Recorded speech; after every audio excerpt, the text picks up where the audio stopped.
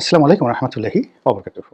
সম্মানিত দর্শক, 2024 সনের যে 16ই ডিসেম্বর, সেই 16ই ডিসেম্বরে আমাদের যে রাষ্ট্রীয় কুচকাওয়াজ, সামরিক বাহিনীর মহড়া, এটি হয়নি। এবার বেশ ঘটা করে এই 16ই ডিসেম্বরের যে কুচকাওয়াজ, এটি হওয়ার কথা ছিল, কিন্তু শেষ পর্যন্ত সেটি বাতিল করা হয়েছে। আমরা যারা স্বাধীনতার পর বড় হয়েছি, জন্মের পর থেকে আমরা দেখে আসছি যে প্রতি বছর 16ই ডিসেম্বর তারিখে সেনাবাহিনীর কুচকাওয়াজ হয়, অন্যান্য বাহিনীরও হয়, অভ্যন্তরীণ এবং জাতীয় প্যারেড গ্রাউন্ডে যেদিন থেকে এটি শুরু হয়েছে, আর যেদিন থেকে টেলিভিশনে এই কুচকাওয়াজ প্রদর্শন শুরু হয়েছে। আমরা সেই শৈশব থেকে টেলিভিশনে সেই দৃশ্য ঘন্টার পর ঘন্টা বসে দেখতে অভ্যস্ত, এবং তখন থেকে আমাদের মনে কতগুলো স্বপ্ন।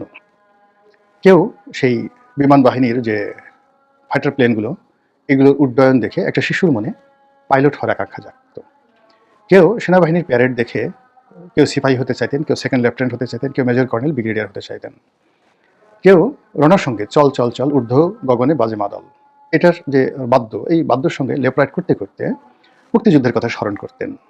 কেউ জাতীয় সঙ্গীতের সময় বা প্রেসিডেন্ট বা রাষ্ট্রপ্রধান যখন সালাম গ্রহণ করতেন, সেই দৃশ্য দেখার পরে কেউ রাষ্ট্রপতি হতে চাইতেন, কেউ সরকার প্রধান হতে চাইতেন, আর সেনাবাহিনীকে নিয়ে গর্ব করতেন। অনেকে আত্মতৃপ্ত হতেন, অনেকে নিরাপদ বোধ করতেন যে এই বাংলায় একটি সেনাবাহিনী আছে, যে সেনাবাহিনী আমাদের দেশ রক্ষার জন্য প্রস্তুত, আমাদের নিরাপত্তা দেওয়ার অতন্ত্র প্রহরী। আমরা তাদেরকে ভালোবাসি, তারা আমাদের জন্য জীবন দিতে প্রস্তুত। এই কারণে আমরা তাদেরকে শ্রদ্ধা করি, এবং তাদেরকে লালন পালন করা থেকে শুরু করে রাষ্ট্রীয় কোষাগার থেকে যে অর্থবৃত্ত দেওয়া হয়, বিনিময়ে তারা দেশের প্রয়োজনে জীবন দিতে রাজি থাকেন। এই যে বোধ, নাগরিক মনে যে বোধ, এই বোধ এই জাতীয় কুচকাওয়াজটির মাধ্যমে আমরা ধারণ করি। ব্যক্তিগতভাবে আমি বহু বছর ধরে এই কুচকাওয়াজ দেখি, কখনো সশরীরে, কখনো টেলিভিশনে, এবং গত সেই 20-25 বছর ধরেই, বিশেষ করে 2000 সেই কি বলবো 1/11-এর পর থেকেই আমি এই প্রতি বছর কুচকাওয়াজ এলি আমার চীনের কুচকাওয়াজ, উত্তর কোরিয়ার কুচকাওয়াজ বা আমেরিকার কুচকাওয়াজ, এমনকি পাকিস্তানের যে সামরিক বাহিনীর কুচকাওয়াজ, এটা আমাকে আকর্ষণ করে।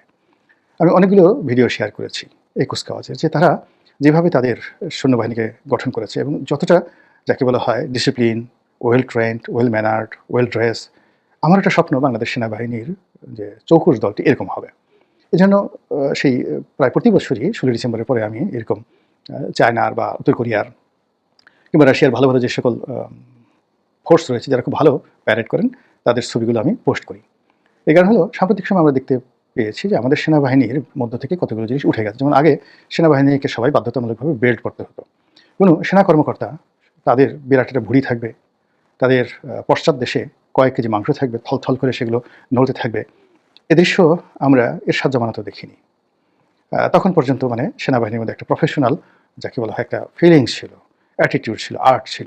ধীরে ধীরে সেই আমাদের রাজনৈতিক শক্তিগুলো সেনাবাহিনীকে নিশ্চল করার জন্যে, তাদের আনুগত্য লাভের জন্যে, তাদেরকে লোভী বানানোর জন্য নানা রকম সুযোগ সুবিধা দিয়ে মূলত সেনাবাহিনীর যে দক্ষতা এবং তাদের যে ইফেক্টিভনেস, যেটা পুরো 70-এর দশকের 80-এর দশকে ছিল, এই 20 বছর ছিল, 91 থেকে এটা ধীরে ধীরে ধীরে ধীরে পলিটিসাইজ হওয়া শুরু করে। আর এই পলিটিক্সের সাথে সাথে তাদের ড্রেস কোড, তাদের পোশাক, তাদের বেল্ট, তাদের শরীরের মেদ জমা, এই জিনিসগুলো জমতে থাকে। এটা আমি সবসময়ই আমার কাছে মনে হয়েছে যে না, মিলিটারিকে আসলে মিলিটারির মতোই রাখা উচিত। তো এনিওয়ে, তারপরেও দেখা গেল যে আমার চাহিদার সঙ্গে কুচকাওয়াজটা সুন্দর হচ্ছিল না, কিন্তু তারপর আমি দেখতাম। কিন্তু গত 2 বছরে কী হলো? গত 2 বছরে এটা একেবারে হলো না। এর ফলে কী হলো? এই 2 বছরের যে সকল আমাদের মানুষ, যাদের বয়স 15 বছরের নিচে, তাদের কাছে সেনাবাহিনীর কোনো রূপরেখা, সেনাবাহিনীর কোনো ভিশন, কোনো মিশন, এটা স্বপ্ন আকারে প্রতিফলিত হলো না। উল্টো সেনাবাহিনী সম্পর্কে যে সকল নেতিবাচক যে বিষয়গুলো ইদানিং হচ্ছে, বা ইতিপূর্বে যে সকল নেতিবাচক বিষয়গুলো রাজনীতিবিদরা প্রচার করেছে, ওইগুলো এই সামরিক কুচকাওয়াজ না হওয়ার কারণে সেগুলো আরও সামনের দিকে চলে আসতে থাকবে। এখন এই যে গত বছর হলো না, এই বছর হলো না, কারণটা কি? এই কারণে কেন আমরা প্রশ্ন করতে পারছি না? এই কুচকাওয়াজ না হওয়ার পেছনে যারা দায়ী, আমরা কেন তাদেরকে জিজ্ঞাসা করতে পারছি না যে কেন? যে বাহিনীটি দেশের নিরাপত্তা বিধান করবে, সেই বাহিনীটি প্যারেড গ্রাউন্ডে এসে এমন কি ঘটছে বাংলাদেশে যে কারণে তারা লেপরাইট করতে পারবে না? যে বাহিনী সারা বাংলাদেশের টেকনাফ থেকে তেঁতুলিয়া পর্যন্ত আইন শৃঙ্খলা রক্ষা করছে উইথ ম্যাজিস্ট্রেসি পাওয়ার, তারা তাদের নিজস্ব বলয়ের মধ্যে তারা কুচকাওয়াজ করতে পারবে না? কেন? হোয়াই? কি হয়েছে? এই বিষয়গুলো নিয়ে আসলে আমরা অনেকে আলোচনা করছি, খোলামেলা আলোচনা করছি না, অথচ আমরা কিন্তু মারাত্মক ক্ষতির সম্মুখীন হচ্ছি। দেশ, জাতি, সেনাবাহিনী, সরকার, রাষ্ট্র, জনগণ সবাই। এটা কোনো সাধারণ বিষয় নয়। একটি দেশের সেনাবাহিনী এতটা গুরুত্বপূর্ণ যে সেনাবাহিনী না থাকলে আসলে দেশ থাকে না। কখনো দেশ থাকে না। সেনাবাহিনী আমাদের লাগবেই। তারপরে পুলিশ বাহিনী আমাদের লাগবে। পুলিশ এবং সেনাবাহিনী ছাড়া একটা দেশ কোনো অবস্থাতে চলে না। তো সেই সেনাবাহিনীর এত বড় একটা গুরুত্বপূর্ণ অনুষ্ঠান হচ্ছে না।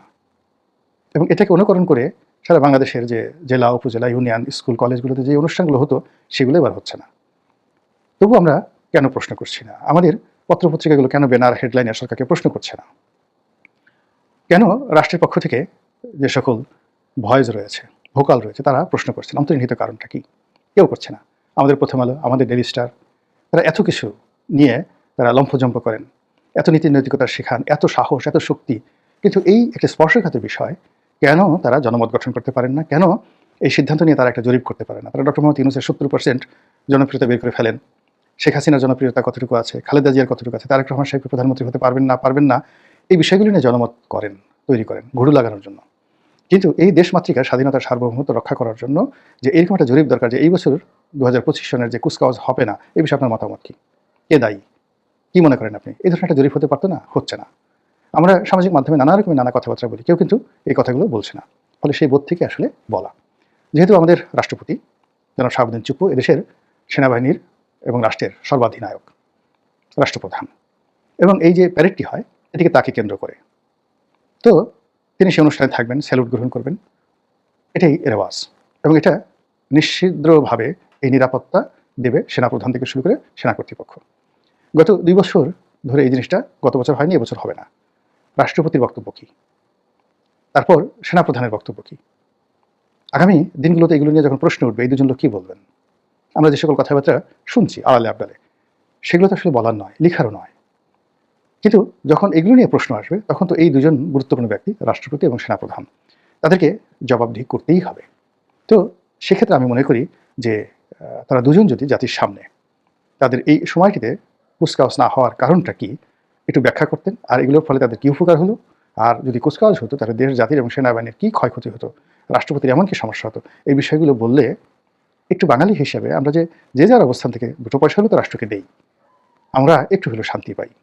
মহান আল্লাহ আমাদের সবাইকে হেদায়েত দান করুন এবং হেফাজত করুন। আসসালামু আলাইকুম ওয়া রাহমাতুল্লাহি ওয়া বারাকাতুহু।